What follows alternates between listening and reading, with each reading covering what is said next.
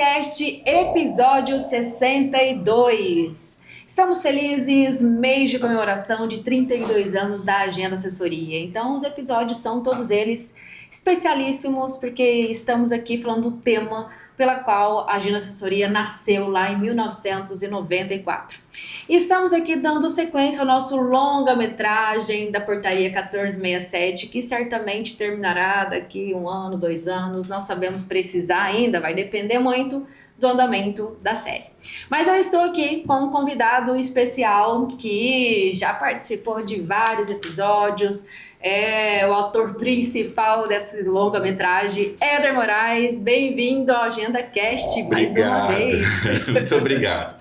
Vamos concorrer aí ao Oscar dos podcasts. Não tem mais como falar música no Fantástico, porque já passou de 3, 4, 5, já passou. Foi Mas lá tem no Globo passado, de Ouro, né? Tem Cannes aí, tem muita coisa pra gente. Verdade. Tem Bodas de Ouro, tem muitas coisas ainda que podemos comemorar na hora que chegar a marca. Quem sabe aí também o Ministério da Previdência institui um título, né? Pra empresa. Aí a gente concorre na categoria. Tá certo. Considerações iniciais? Agradecer mais uma vez o convite, a gente volta nessa série que é interessante, né? Você falou em mais 1 ou 2 anos, talvez, quem sabe, mais 32 anos. Também, porque ela também tem várias mudanças. Com certeza. A portaria, então, todas elas pretendemos abordar. E são alterações, às vezes, pequenas, mas muito significativas, né? A portaria, ela traz alguns textos de maneira genérica, e aí depois vem alterando para trazendo aquilo de forma mais específica, porque como houve essa abertura do ente federativo legislar, é muito importante que a portaria comece a fechar um pouco essas portas para que nada saia de fato do controle, mas é isso mesmo. Esse episódio falaremos sobre dando sequência, parcelamento de débitos, certo. Aí entra o artigo 16, 17, aí temos dação em pagamento e temos também contribuições de servidores afastados, cedidos e licenciados. Perfeito. Falamos um pouquinho nos episódios anteriores, mas aí dá uma sequência, né? Sequência lógica na portaria. Os assuntos estão conectados, então alguma coisa acaba voltando ao que já foi falado no episódio anterior. Esse pedaço ele se relaciona muito bem, né? Ele se relaciona, inclusive a gente vai falando do 16, ele retorna no 14, né? Existe uma portaria também anexa, associada direta a 1467, que vai trazer essas informações. Então não tem como a gente não voltar um pouquinho no tempo para poder seguir com esse assunto. Mas é até bom, porque daí o público acaba fazendo essa conexão melhor. Com certeza. Quando você faz um remember e aí traz uma complementação e acaba fixando um pouquinho mais. Traz para a prática, na realidade, né? É interessante trazer para a prática isso. Vamos lá, então. O que o artigo 16 da Portaria 1467 ela traz e como se aplica? O 16, ele traz a possibilidade do parcelamento da parte do segurado, né? Causa-se até uma confusão mental lá no 14, porque ele remete também ao 14. Mas o 14 não é para o ente federativo. A gente falou sobre pró-regularidade. O que o segurado tem a ver com isso? Mas o segurado, por circunstâncias previstas em lei, né, é permitido o seu afastamento das suas funções, a manutenção do seu vínculo com o regime próprio, por consequência, a responsabilidade do recolhimento da contribuição previdenciária, né? E o segurado que está inadimplente, né, tem a possibilidade de regular os seus débitos previdenciários através do parcelamento, né? E aí ele volta lá no 14, falando que vai se aplicar o mesmo prazo previsto no inciso 2, se eu não tiver com a memória desgastada, né? Porque são 32 de agenda, mas tem 10 aqui dentro que eu tô. Então, se minha memória não está desgastada, é o 2, mas é o inciso 2, que traz o prazo de 60 meses, né? Então, o 16 fala que o segurado, né, que está responsável pelo recolhimento da sua contribuição previdenciária, poderá parcelar seus débitos, né? Assim como o ente federativo. Em que circunstâncias isso vai acontecer? Que seja expressamente previsto em lei o seu licenciamento, né? Previsto em lei a possibilidade do seu recolhimento. Alguns tratam como facultativo, outros tratam como compulsória, né? Como é o caso do estado do Pará. Santa Catarina também, até Espírito sobre Santo também. A possibilidade da perca, né? Do acesso a uma pensão por morte ou uma aposentadoria sem que haja quitação desses débitos. Então é uma possibilidade, é o feirão do limpa-nome do RPPS, para o segurado. Nesse caso, apenas quando está licenciado. Exato. Porque se ele está ativo, atuando, não há possibilidade de parcelamento, porque o repasse, teoricamente, A aconteceu. responsabilidade de repasse da contribuição é do ente, né? Exatamente. Tem atividade. É isso aí. E já o artigo 17, já trata da formalização do parcelamento e reparcelamento. Exato. Como que ele traz isso? Como que tem que ser formalizado esses parcelamentos? É interessante, eu vou até fazer a leitura do 17 na íntegra, porque ele fala assim, ó. Os termos do acordo de parcelamento ou reparcelamento deverão ser formalizados e encaminhados à Secretaria de Previdência por meio do Sistema de Informação dos Regimes Públicos de Previdência Social, CADPREV, né? Conforme modelos disponibilizados pela Secretaria da Previdência, na página da Previdência Social, na internet, para apreciação e conformidade dos parâmetros gerais. Ou seja, ele disse tudo e não disse nada, né? Ele fala lá, os termos de acordo de parcelamento ou reparcelamento deverão ser formalizados, né? Só que antes deles serem formalizados, eles precisam seguir as diretrizes dos artigos anteriores. Exato. Né? E é muito importante quando se fala em reparcelamento, porque ele é permitido uma única vez. Eu não posso reparcelar débitos previdenciários. E uma vez eu incluí um débito aqui e fiz o seu reparcelamento, eu não posso sacar esse débito aqui para incluir num novo parcelamento. Então a formalização, ela se dá após a análise de fato de saldo devedor, ou do próprio no parcelamento ou no reparcelamento, né? E aí a integralização disso num novo termo. E esse termo precisa ser encaminhado à Secretaria da Previdência. Então, no 17 ele fala só aquela parte da formalização, mas formalizar o quê? Né? Não traz um passo a passo, digamos assim, de como formalizar. E aí a gente precisa fazer aquela volta no passado, ali do 14 em diante, né, entre 17 e 14, para compreender a dinâmica de fato dessa formalização dos termos. Aí o artigo 18 ele já vem trazer sobre a dação em pagamento, né? Como que funciona para a quitação dos débitos do RPPS? Interessante, né? E aí a gente remete ao processo administrativo, né? O direito administrativo. Ele não está falando que ele pode pagar, né? Não há dação em pagamento. O pagamento é em moeda corrente. Então, eu tenho imóvel, eu tenho propriedade, eu tenho qualquer outro tipo de coisa que não seja moeda corrente, é impossível. É importante dizer que o parcelamento, o reparcelamento e a própria regularidade, que a gente já falou bastante no passado, é um mecanismo que foi disponibilizado ao RPPS para que ele tenha, de fato, um controle, né, das suas despesas previdenciárias, desse passivo previdenciário, mas que ele assuma aquilo com responsabilidade. Eu não posso dar um passo nesse sentido da regularidade e falar, bom, agora meu CRP está limpo, né? Estou aqui pronto para receber recursos, convênios. E a posterior eu vou lá e falo, não, agora eu vou dar um imóvel, às vezes hipo ou hiper valorizado, né, estimado o valor dele, como dação em pagamento. Pagamento sempre em moeda corrente.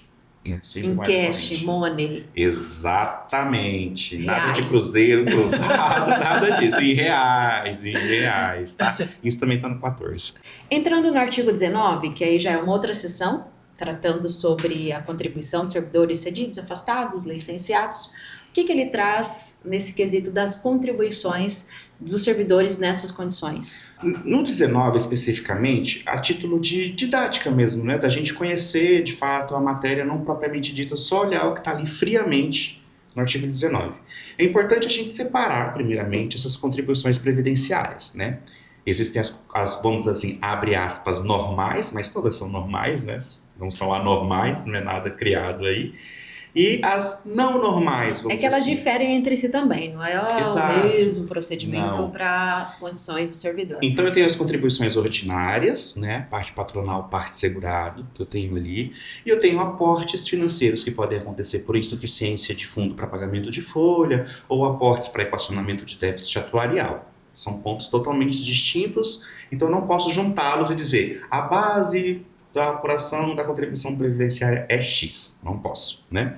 Olhando para esse lado ordinário, a alíquota patronal e segurado, ela vai ser calculada, a alíquota tem como base ali o princípio que vai reger, é a remuneração do cargo efetivo ou do subsídio, né? Éder, mas as coisas mudaram, nós estamos falando agora de média, pode ser que remunerações que não são do cargo efetivo, eu acabe contribuindo sobre ela. Evidentemente que é possível, né? Como eu disse no início, a emenda 103 disse ente federativo, faça a sua legislação, né? É óbvio que nós temos pilares. Sim, e nós aí temos tem que base. olhar para a legislação de cada RPPS para poder averiguar o que estabelece. Há limites, né? A 103 traz limites e o RPPS, o ente federativo, vai dizer: um cargo em comissão não é remuneração do cargo efetivo.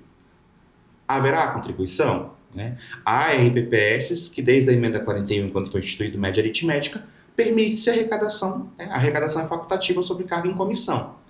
Só que o ente federativo, tecnicamente, ele entra na obrigatoriedade de dar a sua contrapartida da parte patronal, porque o segurado está contribuindo. Então, nas ordinárias, é sempre a remuneração do cargo efetivo ou a remuneração de contribuição. Vamos, assim, resumir, né? Prevista em lei, evidentemente. Já as demais contribuições, né, a base que é calculada para se encontrar isso, vem dos estudos atuariais, né? Então, quanto eu preciso ter, quanto eu preciso arrecadar a mais mensalmente para que eu tenha, de fato, um equilíbrio financeiro atuarial no futuro, né? Meu equilíbrio atuarial financeiro do momento. Quando eu tenho que trazer mais de aporte, quanto é meu custo especial, quanto é minha alíquota suplementar. Isso é com base no resultado do estudo atuarial. Por isso que eu gosto de dividir o 19 nessas duas camadas de contribuições para não juntar tudo e causar algum tipo de confusão. E para fazer uma separação, como funciona no caso dos servidores afastados? Também precisamos separar, né, os afastamentos. Quando ele está afastado, auxílio-doença, licença maternidade, paternidade, que seja, ele não perdeu o vínculo com a folha do ente federativo, as contribuições correm de maneira normal, não há uma ruptura. Sem nenhuma diferença. Nenhuma. Quando ele é cedido, né, aí nós precisamos analisar a cessão, com ônus ou sem ônus. Né? Quando ele é cedido sem ônus também, não há ruptura institucional, ele continua vinculado à folha do ente federativo. Quando ele vai com ônus, aí o órgão cessionário é responsável pelo recolhimento e o repasse das contribuições previdenciárias ao órgão de origem dele, né, ao RPPS da origem dele. Porque ele vai, mas o pezinho dele fica. Né? No momento da sua aposentadoria ele volta. O vínculo continua, ele não muda o vínculo, ele apenas Exato. Está cedido para atender aquele município e tal, nas atividades, atribuições, conforme acordou ali entre o órgão cedente e o cessionário. Correto. Cedido. E aí tem essa questão. Mas o vínculo ele continua lá no órgão de origem, onde ele foi concursado, onde ele mantém o vínculo, a sua matrícula e etc. O risco que tem nisso, quando ele está cedido com o ônus, né, ou o cessionário não fazer o repasse. Aí existe um risco do cessionário não fazer um repasse. E é um risco real. Não vou dizer que é raro, mas acontece com frequência. Exato. Exatamente. Acontece com muita frequência. Por N motivos. Nesse caso, o próprio servidor também ele pode atuar como um agente fiscalizador para ter, não garantia, mas pelo menos acompanhar se está sendo feito o repasse. Porque na hora que ele for fazer jus ao benefício, ele pode ter dificuldade para conseguir que esse repasse seja regularizado. Exato. E etc. E ter acesso ali ao benefício. E aí que fica um ponto-chave. Ele não é responsável, mas ele é diretamente impactado. Ele é afetado, ele é o maior afetado. Diretamente na impactado. Realidade. Né? É muito importante que ele atue como fiscalizador nessa situação, porque se um cessionário não fazer o repasse, o RPPS não verter essa contribuição, por mais que o segurado não tenha responsabilidade nenhuma, porque houve retenção em folha de pagamento da parte do segurado, né? No momento da sua aposentadoria, no momento do seu auxílio-doença, do seu salário maternidade, enfim, qualquer coisa, há um rompimento do seu vínculo pela falta de pagamento de contribuição previdenciária. E é até importante porque, assim, muitos servidores desconhecem como acompanhar e saber se o repasse está sendo feito ou não para ter acesso. A portaria traz também a questão da RPPS disponibilizar os extratos de contribuições para os seus servidores. Perfeitamente. E muitos deles não acompanham. Não mesmo. Vão no RPPS para retirar esse extrato, não entram em contato. E alguns RPPS, por não ter ainda arrecadação individualizada que nós comentamos, ele nem tem condições de ter esse controle e disponibilizar isso para os seus servidores. Mas, de toda forma, há a obrigatoriedade que a RPPS forneça para o servidor. E aí, de posse do extrato, ele vai conseguir acompanhar. Houve repasse, não houve, parte segurado, parte patronal, e assim ter condições de atuar como fiscalizador. É interessante que assim, a administração pública como um todo, ela avança, né, não a passos largos como nós gostaríamos, mas ela avança numa melhora na sua transparência das contas públicas, né? Só que essa é uma conta pública muito interessante, a qual o cidadão, no caso o maior interessado, o servidor, não tem acesso. Ele não tem acesso. Se não pelo extrato previdenciário individualizado, se você entrar no portal transparência de qualquer RPPS hoje, você não consegue identificar... Não encontra as informações ali nesse sentido. De repasses previdenciários. Hoje você não consegue. Você consegue encontrar o que o RPPS pagou. Se você olhar o CadPrev ali, através da IPR, você vai ver o que ele recebeu, a título de repasse, mas tudo ali um bolo só, né? É globalizado. O caixa se mistura e o que a gente vê ali, olha, eu recebi X, né, paguei Y, e dentro desse X que eu recebi, eu tenho servidores cedidos, eu tenho contribuições normais, eu tenho contribuição de aporte, eu tenho custo especial, mas não há de fato uma segregação. É óbvio que isso existe registrado contabilmente falando. Sim. Mas essa informação não chega lá fora. Não é pública, não fica e quando chega, acesso a todos. Não é qualquer um que consegue ler, né? E mesmo assim, hipoteticamente, eu, servidor do Estado de Mato Grosso, por exemplo, cedido ao Senado Federal, não existe só eu nessa categoria, né? Aí eu vou lá e vou ver que o Senado fez o pagamento de servidores cedidos. Não tem só eu lá, como é que eu vou saber que é o meu que está no bolo, né? Então, de fato, ainda é um pouco obscuro esse processo, a gente precisa avançar enquanto sociedade. Sim, usar RPPS também é importante atenção nesse quesito, nesse critério, para conseguir fazer essa arrecadação individualizada e ter esse documento para ser disponibilizado, para os servidores terem condições de acompanhar e ofertar essa transparência tão necessária e tão importante para os clientes Sim. que são segurados, ali do próprio RPPS. Eu já marquei um café com os secretários dos governadores para sensibilizá-los à necessidade da disponibilização das informações financeiras dos servidores, né? Sim. Acho que esse café vai ter que sair. É necessário e que seus argumentos sejam fortes para convencê-los. Me sinto preparado. E bem fundamentado, porque a legislação é que não falta nesse sentido. E nos nossos clientes, os que fazem a arrecadação individualizada, inclusive no próprio aplicativo ele consegue disponibilizar esse extrato. Então, assim, recursos tecnológicos temos. A questão mesmo ali é os dados, que eles precisam estar bem estruturados, a vontade de fazer isso acontecer, a cooperação dos poderes, dos órgãos envolvidos, para viabilizar que a RPPS consiga atender esse critério de disponibilizar esse extrato. Até a gente está falando de parcelamentos e reparcelamentos. Se eu coloco uma coisa global, como é que eu vou saber depois o que eu estou parcelando, o que eu estou reparcelando? Não, e quem que está envolvido nesse global? Exatamente. Quem são os servidores? Quantos são? E aí eu já tenho mais uma vez uma hiporreceita previdenciária, porque eu não consigo estimar. E certamente vai ser estimado para baixo. Então eu vou saber que a Hélida estava naquele período como servidora, eu vou saber que houve um parcelamento, né, que a Hélida estava no meio desse, mas qual foram as bases contributivas da Hélida? E foram calculados corretamente? Não foram? As alíquotas estavam adequadas? Às vezes o RPPS recebe menos, ou a prefeitura ou o governo acaba pagando mais. E houve atualização? Quando que foi pago? Enfim, tem uma série de nuances envolvidas aí. Então talvez os próximos passos, até do próprio pró-regularidade da 1467, venha trazer avance de maneira mais tácita, reforçando mais o aspecto da individualização das contribuições previdenciárias. Acho que seria interessante isso. Você falou que já fez uma agenda COF no passado, num tema conectado a esse. Mas, e o Agenda COF de hoje? Quem você convidaria para um café, para sentar e debater e falar um pouquinho sobre esse assunto ou qualquer outro de RPPS? Eu gosto muito do regime próprio de previdência, gosto de estudar sobre regime próprio porque ele é uma questão que abrange tantas camadas da administração pública, né? Se você vê, a gente tem uma responsabilidade social, a gente tem uma responsabilidade econômica, né? A gente tem um impacto tão grande e significativo na vida das pessoas que ultrapassa a barreira de uma conversa técnica, né? Ele é uma política social, tanto é que é um regime próprio de previdência social. Óbvio que não dá para se falar em social sem se falar em pautas econômicas. Em um não tem o outro. Estão conectados. Né? Demais. Um não se sustenta. Um sozinho não se sustenta. Mas, frente a essa massa de renovação, essa renúncia massiva de governadores pelo país, né, de ministros, de secretários para concorrer a cargos eletivos, eu acredito que caberia uma conversa muito bacana, né?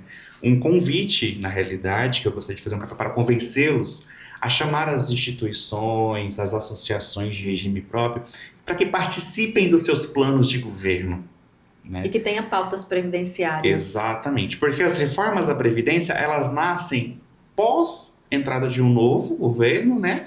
E ela é desenhada ali. E eu não consigo entender assim, o porquê não incluir isso dentro de um plano de governo, né? Daqui 4 anos, nós teremos novamente um processo eleitoral no Brasil. E aí você vê meta para infraestrutura, para saúde, para educação, para economia, para não sei o quê. E para a Previdência? Nem é citada, nem é lembrada. Nem é citada. Então, assim, seria uma conversa agora com essas pessoas que vão concorrer a cargos, né? Para convidá-los a conhecer melhor o universo da Previdência e incluir a Previdência nos seus planos de governo. Ver o quanto é importante essa pauta. Um café interessantíssimo. Mesmo porque quando há mudança de governo, às vezes muda todo o corpo técnico ali também do RPPS, e em vez de evoluir, acaba regredindo em alguns pontos, porque não dá sequência ao que a gestão anterior estava ali praticando para avanço e metas do RPPS, e aí às vezes recomeça do zero, reinicia, faz um reset e reinicia. E aí, até que ponto isso é benéfico e não é para o RPPS? Eu não vejo como benéfico, pelo contrário, a questão seria dar continuidade e avançar. Sim. Avançar com as pautas e as evoluções necessárias para que o RPPS cada vez mais tenha boas práticas que alcance ali do pilar de sustentabilidade, o equilíbrio financeiro e atuarial, enfim. E é interessante, assim, esse café meu até conecta com o café anterior. Mas, assim, focando mais essa parte, a emenda 103 trouxe uma coisa que, na minha concepção, eu recebi com profunda tristeza, né, que foi a vedação da criação de novos regimes próprios, né? Aqui no Mato Grosso mesmo, nós acabamos de ver no ano passado, nasceu um novo município. E esse município já nasceu sem o direito de escolher se ele pode ter um regime próprio ou não. Então, uma pauta que seria interessante num plano de governo é a avaliação desse ponto pela Constituição, da vedação da criação de regime. Será que isso de fato é acertado? Não estou dizendo nem que sim, nem que não, né? Mas se todos os municípios criados até antes da reforma tiveram o direito de optar por criar ou não um regime próprio, por que os municípios que estão nascendo pós-reforma da Previdência estão sendo cerceados desse direito? Tem um projeto para rever isso, mas já tem um tempo que está aí tramitando e ainda não chega à sua aprovação ou não. Então, é necessário avançar nessa pauta. Esse é meu café. Muito bem, parabéns pelo café. Muito pertinente. Considerações finais? É fortalecer que o parcelamento e o reparcelamento é um instrumento jurídico institucional, né, que reforça a responsabilidade que o ente federativo precisa ter com, né, a Previdência. A Previdência não é um órgão gastador, né? A Previdência ela tem um papel social muito forte, econômico, né, nos municípios. A gente pega um município de pequeno porte que grande parte da população é aposentada, então a fonte principal de receita de alguns municípios é a aposentadoria. Isso é um regime que precisa ser sustentável, não tem voltar, não tem acabar com a aposentadoria. Só que para que isso funcione de maneira harmônica no mundo de hoje, né, onde as informações correm, informação falsa acontece, a gente sabe que uma coisa que acontece do outro lado do mundo impacta diretamente na nossa economia, é que os dirigentes de regime próprio e os chefes de executivo dos entes federativos debrucem de fato, né, sobre as contas públicas, principalmente voltada à Previdência, e que façam parcelamentos e reparcelamentos, se necessário, com responsabilidade. Exequíveis, que Exatamente. vai conseguir honrar e cumprir com aquilo que está sendo formalizado. E que pensem principalmente no princípio da continuidade. Não é fazer um parcelamento agora para me livrar de um problema, sem pensar daqui 2, 3, 4, 10, 5, 20 anos que seja, né? O parcelamento aí 60 vezes. Então fazer a projeção, assim como faz da RPPS atuarial, fazer a projeção também financeira para honrar os compromissos. Exatamente, porque eu acho que todo cidadão de bem que tem hoje as suas finanças pessoais, não vai fazer um financiamento ao qual não vai conseguir arcar daqui 3 meses. Né? Então, por que na administração pública nós seremos tão inconsequentes assim? Acredito que não, desejo que não, mas reforço assim, um pedido meu enquanto cidadão também, que nós possamos debruçar de fato sobre esse assunto e criar parcelamentos se necessário, mas que sejam exequíveis. Muito bem, Éder, gratidão Eu que pela sua agradeço. valiosa contribuição de sempre, um estudioso da matéria que traz vários outros assuntos que conectam com a Previdência, mas que às vezes a pessoa extremamente técnica não consegue fazer esse link, não consegue ter essa visão. E você tem essa visão, parabéns. Obrigado, muito obrigado. E gratidão a você que ficou conosco até o final do podcast de hoje. Convido a continuar aí maratonando a série Portaria 1467, que tem muitos assuntos interessantíssimos, como o de hoje que nós abordamos. E se você ainda não segue a Agenda Assessoria nas redes sociais, siga nos Spotify, Instagram, Facebook, LinkedIn. Estamos em todas as redes disseminando conhecimento, falando de RPPS. Afinal, para nós, o mais importante, o especial é conectar com vocês. Muito obrigada e até a próxima.